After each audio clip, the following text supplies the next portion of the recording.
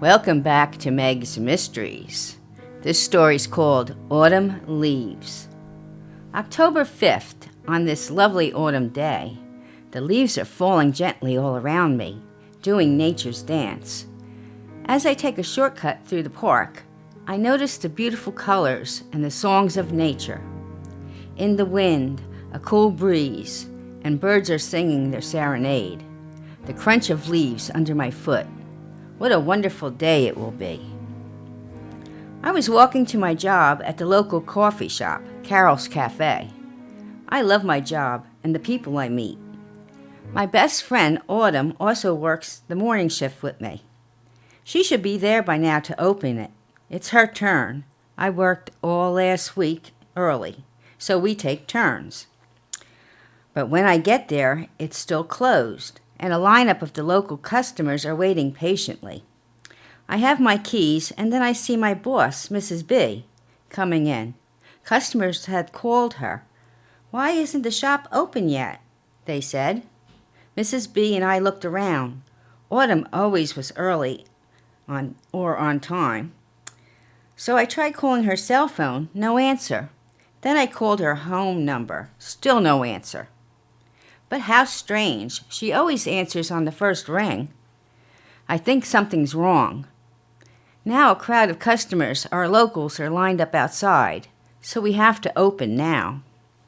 Mrs. B sets up, and they all come in to wait and have their morning coffee pick-me-ups. I call, but no answer. Then I notice a note to herself. She left a note on the counter. Order more Colombian coffee and the new Jamaica beans, and more coffee supplies from Cups R Us. Then the bakery delivery comes in, Mrs. Wells. She makes fresh bakery items and delivers them every morning. She said, "I was here early at my usual time, but the place was closed." I thought Autumn would have been here opening it already. She's always on time. And then she looked at me. I'm not always on time, or I'm never early. Then the dairy delivery man came in. They said the same thing. Fresh cream and milk delivered every morning from the local dairy. John Brown asks, "Is everything all right? I was here early too, and the place was locked up like Fort Knox." Oh. I wanted to call the police, but it was too early to report a missing persons, and my gut said Autumn is in trouble. Then Officer Pam Ray comes in for her morning coffee and bun. "What's the matter?" she said when she saw my face. "What's wrong?" I told her Autumn never came in. She was due to open this morning and come in early to order supplies. This is not like her. I called her cell and her home number, but no answer. Last I saw her, she was closing up, and I was finishing the Halloween scene on the shop window. I'm the local window artist. I paint themes of the month and holiday greetings on many of the small shops in town. I was doing Sleepy Hollow on our window and almost finished it, just some final touches. I left before Autumn was due to leave. She was supposed to go to class at the college. She was taking a night course in business and finance. So I'll call her friend Jen to see if she was in class. Officer Ray, Pam, is one of our friends from high school. She said, "I'll look around and check by her apartment." I asked around if anyone had seen her that night and today. Also, I'll check with the other officers to be on the lookout. We can't do a missing persons report yet, but we sure can look around unofficially. Autumn is always on time and always answers her phone. I think something is terribly wrong. And then Pam leaves. I go to work and help with the other customers who are worried too. All seem to want to hang around here till we know something. The day is murder for me as I try to be calm and normal. But this is not normal. I'm afraid she's in trouble. Mary Wells, the lady who delivers the bakery items, said, "I saw her when she was closing up with her usual handful of books and things. She was going by her van. But the van is still parked out in the back. I guess she was the last to see Autumn before she left for the day." Then I remembered a customer was there when I left. Autumn was trying to close up, and she told him, "Time to go home now, Mr. Edwards." He was our old English teacher from high school. He was retired now and came in every day to write his mystery book. He said it was his real passion to be a great author of mystery. He came in and sat all day with his laptop, typing away and drinking coffee. He told us he loved the atmosphere and seeing who comes in and out. He does his best work here. We think him strange, but no harm done. He loves his coffee and his treats, and he uses the Wi-Fi for free.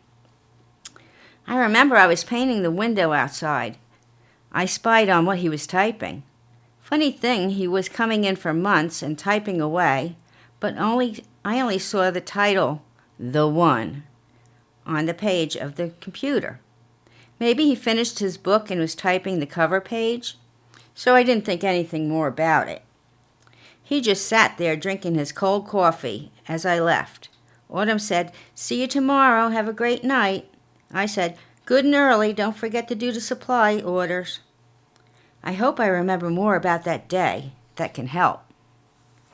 Now I'm finally home. Mrs. B will close up, and I'm checking Autumn's apartment. I have a key. I go in and look around.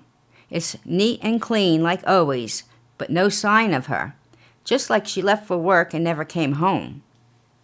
Her cat, Ralph, was not happy. No food or water in his dish, so I fed him and filled his water dish. He was starving and also drank most of the water, so I know she never came home. "Where are you, Autumn?" I called Pam and told her, and she had no more information.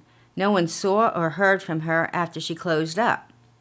Pam said, "I know it's not 24 hours, but I'll report it, and we will start looking." I fear she's in trouble, too.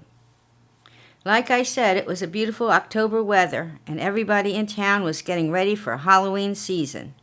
We all love it. The decorations, costumes, even the adults love dressing up. We have a big parade, and Autumn and I love this time of the year. So many of our local customers come in to show us their little peeks at their costumes and their new Halloween decorations. This year we will be the judges for the best haunted house in town. It was very exciting for all of us. Yes, our little town of Sleepy Hollow. I know it's a strange name, but it comes from the founder who named it, from the Washington Irving 1790 story, Sleepy Hollow. Samuel, our founder, claimed to be a descendant. His name was Samuel Crane, Ichabod Crane's relative, he thought, and it was a real ghost story to him. I think he just loved the story. His family came from the real Sleepy Hollow in New York, Mount Pleasant, and the coincidence was the same last name. So he founded our little town, and he named it Sleepy Hollow. So our town takes Halloween very seriously. The missing person report is in. Flyers are going up all over town. I had to go to work. Autumn is still missing now for 2 days. We set up the coffee shop with the police and the detectives. It's their new news central for any info. Search parties are being organized. Everyone in town is coming in to sign up for the search. I had taken Ralph, her cat, home with me, but my dog, Norton, is not pleased.